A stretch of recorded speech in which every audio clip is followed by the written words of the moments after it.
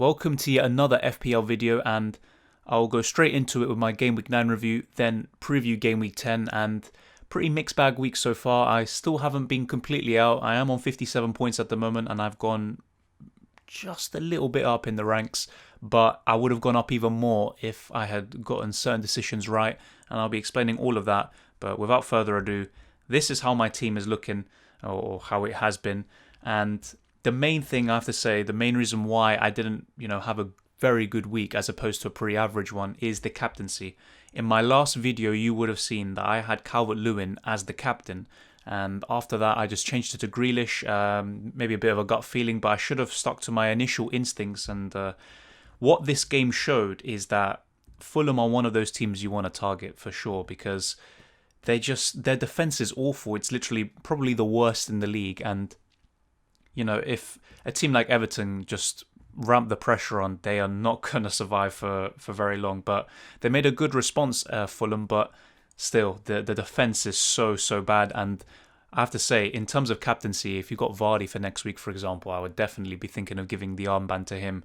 But Calvert-Lewin, I should have stuck the captaincy with him. I also had Heung-min Son in terms of when the Game Week 10, or should I say Game Week 9 games, as soon as it was available to pick your team, I had Son as the captain, and then I changed it to Calvert-Lewin, and I should have stuck with those, but I ended up going with Grealish. He got a yellow card as well, which was a downer, but on the bright side, there were some positives. Robertson with 12 points, this is what I wanted from him, and he finally delivers it. But is he even in my team for Game Week 10? Well, we'll be talking about all of that, but that's the thing, Robertson. He's got great fixtures coming up, and the way Liverpool played, even though they could have conceded a penalty, to be honest, yeah, Liverpool defended well, and they weren't giving up these stupid chances like they were in the last few games. I remember West Ham, for example, in Sheffield, where they really could have gotten clean sheets in those games, but they just didn't, and simple mistakes cost them there. But they've got some fixtures where they can do it, and even though Wolves at home is a pretty tough fixture, they could actually keep a clean sheet there. The only one really that I'm looking at in the next few that maybe they won't is Tottenham at home. But either way, 7 million plus for Robertson. He has to be doing this pretty often, every 2-3 games. Maybe not 12 points, but getting at least 6-7 points every 2-3 games. And he hasn't really been doing that recently. So I have to see. The key thing is consistency here. But Liverpool defenders are putting up similar statistics as they were last season in terms of, creating chances, goal opportunities, and also clean sheet potential, and the amount of clean sheets they have banked. So, yeah, promising signs for Robertson owners. And in my opinion, it's either have no Liverpool defenders or have Robertson, and that's it. That's pretty much how I see it until Trent comes back. But even then, I think Robertson is a better value for money than Trent Alexander-Arnold this season anyway. In terms of the defenders now, Chilwell I brought in. That was a good decision, and even though the fixtures are looking pretty poor going forward, there's some tough games in there, I still think Chelsea can keep some clean sheets and Chilwell can get some attacking returns. So he's going to be a consistent starter for me. And he's just so consistent. Seriously, he's produced pretty much every single game. Even the 3 points against Southampton, he got an assist. But because they considered 3 goals, he got a minus point. So, yeah, very happy with Chilwell. Zuma as well. Double Chelsea defence could actually be a feasible thing even throughout these tough fixtures. And both of them, Chilwell and Zuma, are the highest scoring defenders in the whole game. So I have to say, very, very happy with them. And for now, I will be keeping them. But, of course, in the near future, and I'll be explaining all of this, I may actually get rid of Zuma for someone else. But, it's a very complicated affairs there. Kilman still has to play. Martinez, this is the thing with Aston Villa, I have to say. And another key lesson I learned, apart from obviously giving Grealish the captaincy, Aston Villa are too unpredictable.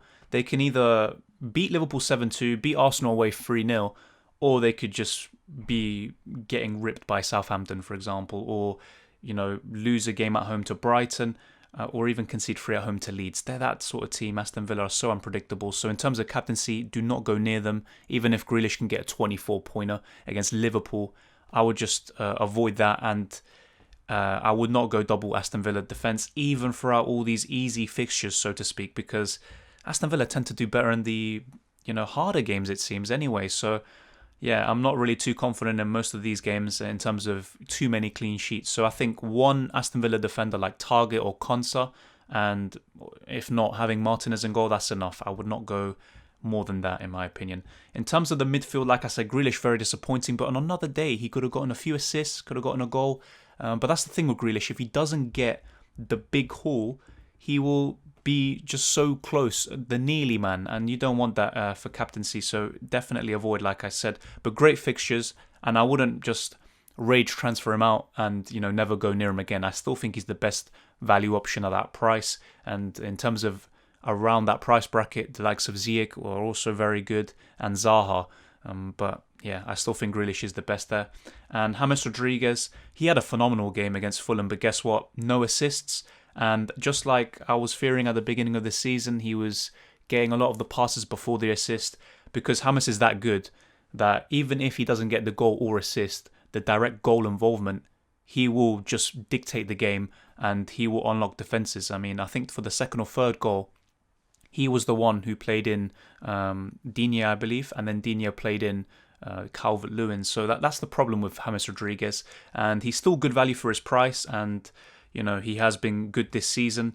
But in terms of FPL, you want to probably look elsewhere, and I'll be explaining the transfers I have made for Game Week 10 very shortly. Heung-min Son, him and Kane are posing a bit of a problem here because they have very tough fixtures, but they're fixture-proof, and after maybe, let's say, the next 5 game weeks or so, you probably want to have them back in. Yeah, maybe even Wolves away in game week 15 isn't really an easy game, but to be honest, they can score in all of them. And if Son doesn't produce, most likely Kane's going to do something anyway, and you're pretty much guaranteed a return pretty much every single game by having both of them. But I understand those of you who want to get rid of at least one of them. That's perfectly understandable. However, as I said before, I actually think it's best to keep at least one of them, because the form Spurs are in, the form both of these guys are in who are carrying the organisation, I have to say I think you should keep one of them. And Son is great value for money, and I remember before I said I'd rather keep Kane, but to be honest, yeah,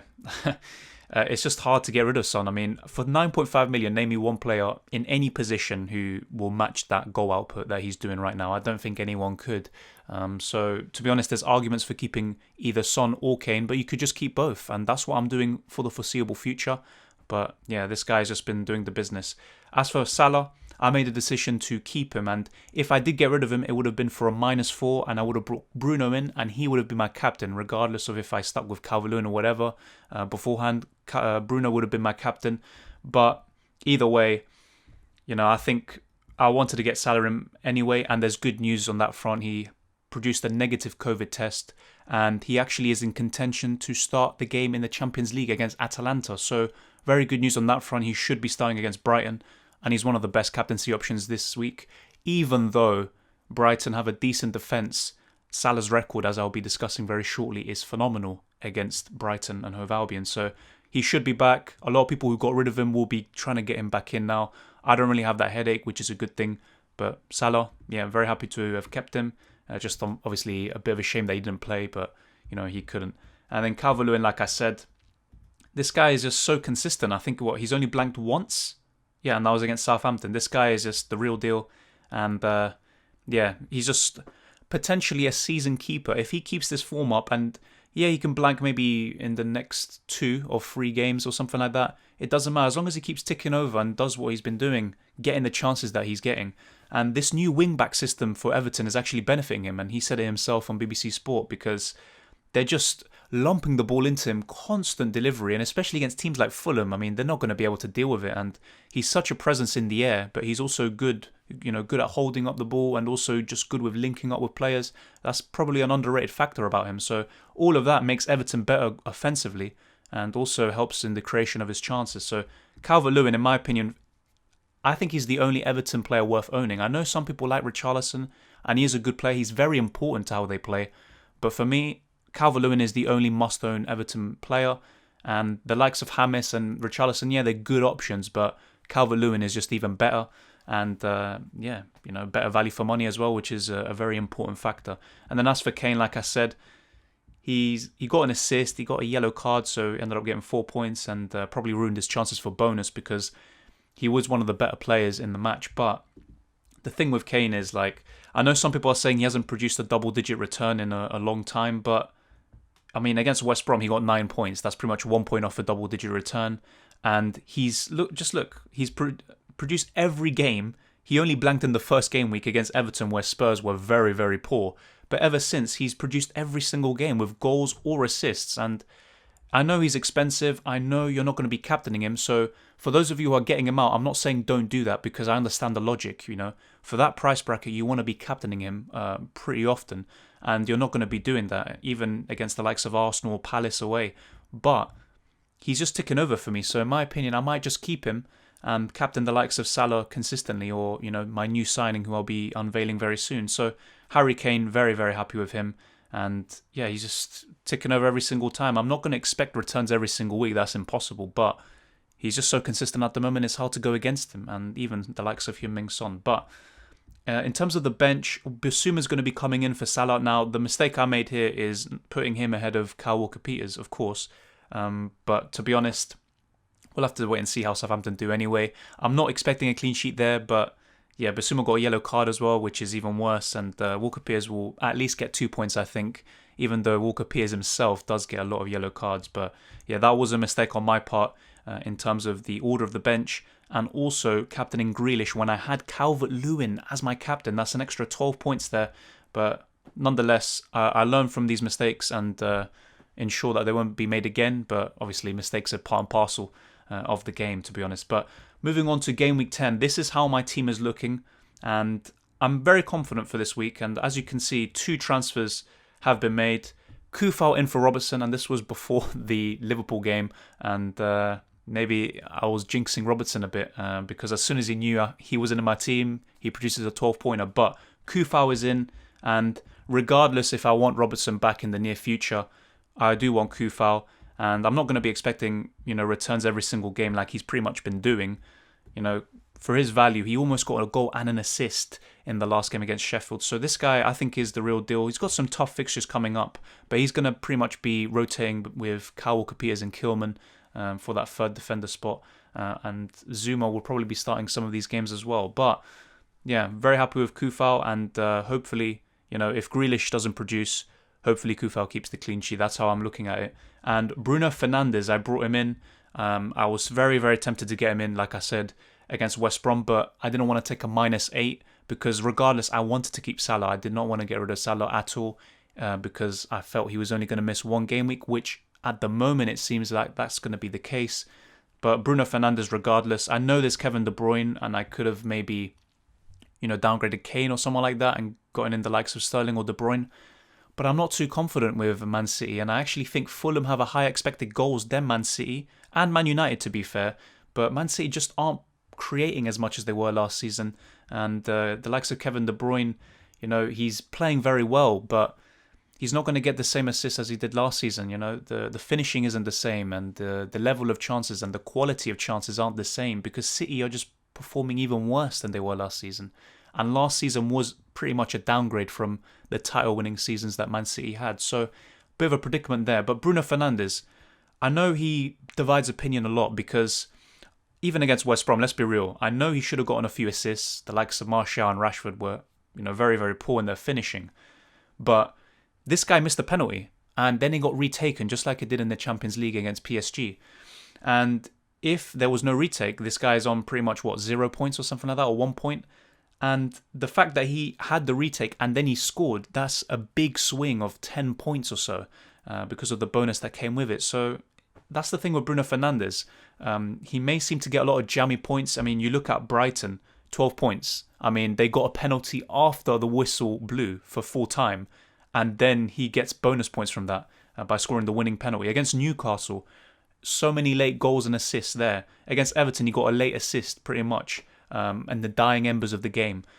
But he's getting the points. And since he has joined the Premier League, he has scored the second most goals of any player. Only Salah has scored more. And in terms of creating chances and assists, he is top.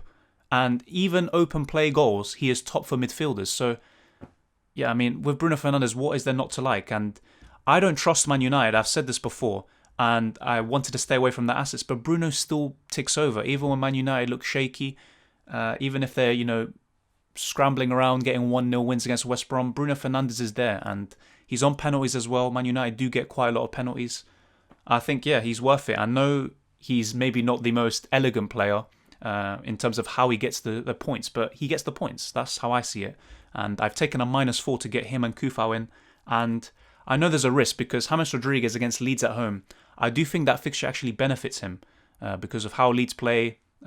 You already know how they play. They're so offensive. They're going to leave gaps in behind, and James can thread some passes into the likes of Richarlison, Digne, Calvert-Lewin. He can get some assists there. So I'm not really, I wouldn't be too surprised if the likes of Robertson and James outscore Kufal and Fernandes. But I think it's a risk worth taking. And Bruno Fernandes, I actually got him in before his price rise to 10.8 million, I believe. And Kufal went up in price recently, Bruno as well. So yeah, I've missed a lot of price rises with them, but I do think that if I waited even until the end of the week or for next week and make 2 free transfers, I think I would have been priced out of these moves. And as much as Robertson is an amazing player and probably the best fullback in the world, for 7+ million, you want consistent returns from a defender, and he's not been doing it, even though I'm very, very happy with his 12-point return yesterday. But that's how my team is looking in terms of the transfers I made.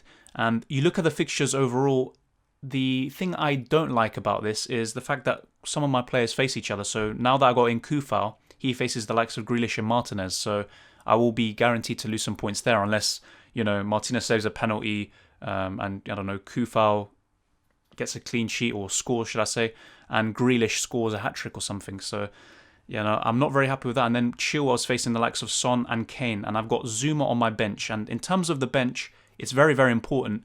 But I do think all of my players will be playing. I've got Mohamed Salah, Wilson. They should be back by next game week, but there's no guarantee, of course. But Steve Bruce said that Wilson's training very well. And this guy, he still has one of the highest expected goal involvements and expected goals of any player in the league. And he has missed the game. So I do think if he had played at the weekend, I do think he would have a high expected goal involvement than the likes of Bamford. He'd be up there pretty much with the likes of Calvert-Lewin, Kane and Vardy. And I know penalties plays a factor into all of this, but still, Callum Wilson, I think he's going to be doing very, very well. The only thing that I don't like about him is that from Boxing Day onwards, in game week 15 to 17, very, very tough fixtures. Do you keep around that period? Well, it depends how well he does before, because if you see encouraging signs, then you would like to keep him. But Newcastle are very, very poor offensively. But, hopefully Callum Wilson ticks over in the next few games and he plays. Because look at that West Brom fixture in Game Week 12. That looks very, very good, to be honest. But let's see how he does. And yeah, like I said, Chilwell faces Son and Kane. Not ideal at all. But Calvert-Lewin, he could actually be a great captaincy choice. And later this week, I will be doing a captaincy video. And I'll be discussing, 3 to 5 best captaincy options. I want your opinions on if you want 3 best captaincy options or 5. And I'll be ranking them in order, in my opinion. But obviously, at the end of the day, you have to make your own opinion and decide who the best captaincy option is. It also depends on the fixture and the form. Not just the player's form, but how the team is playing overall. And the main dilemma I have with this team, because Salah's going to be my captain no matter what. And as long as he plays, no problem there. Bruno will probably be my vice-captain, but if not, it'll be Calvert-Lewin. But the main issue, like I said, I have is who's going to be my third defender in this game week, because Zuma, yeah, he's been very, very good, but he faces Tottenham, and I've already got Chilwell for that, so I don't want to double up on Chelsea defence and double Spurs attack, because I'll be losing quite a lot of points there. Kyle Walker-Peters has Man United at home, and yeah, I just brought in Bruno Fernandes, and, there's a bit of a battle going on there. But Southampton, if you look at their last few home games, they've kept a clean sheet in pretty much all of them, against Newcastle, against Everton and West Brom. So only the Tottenham game where they got exposed there. So maybe Walker-Peters should start there. Kilman, the reason why I have him in there at the moment is because in terms of the teams that my players are facing, Arsenal are the worst defensively, and Wolves are probably the best defensively out of those teams that I have, maybe except for Chelsea. So maybe the away game against Arsenal could be a 0-0 or something, could be a 1-0 or something to Wolves. Who knows at this point with the way Arsenal are playing. But yeah, we'll have to wait and see. It's going to be between Kilman, Zuma and Walker-Peters, of course, for that third spot. So let me know in the comment section below who you would start, because Kufal and Chilwell are definitely starting no matter what. Martinez is going to be in goal. And like I said, my captain is going to be Salah. But later this week, I'll be doing a captaincy video because there's other players that aren't in my team, like Kevin De Bruyne, like Sterling, who some of you would want to, want an opinion on who you should captain. And I'll be offering statistics in that video as well. And I'm planning on making a UCL Fantasy deadline stream tomorrow So tune in if you are available. And yeah, we'll have to wait and see how this all goes. But a lot of stuff is going to be happening this week, and hopefully no COVID cases, no injuries and stuff like that, because the international break that just went past was just an absolute disgrace, really. And yeah, in future, I'll be looking to do FPL streams as well. So either a deadline stream as well, and also one as soon as the games have finished, and then just offering my raw thoughts and engaging with you and talking about our teams. But if you enjoyed this video, smash the like button, subscribe if you're new, and share this video around with your friends and family. Turn on notifications. But thank you for watching this video, and I wish you all the very best for Game Week 10. And for those of you who play UCL Fantasy, I wish you all the best in that. And I have made a video, a preview for Match Day 4 or Game Week 4 for UCL Fantasy, so check that out. And yeah, I hope you enjoy your week as well, not just about football. I hope you stay blessed, and I'll see you next time.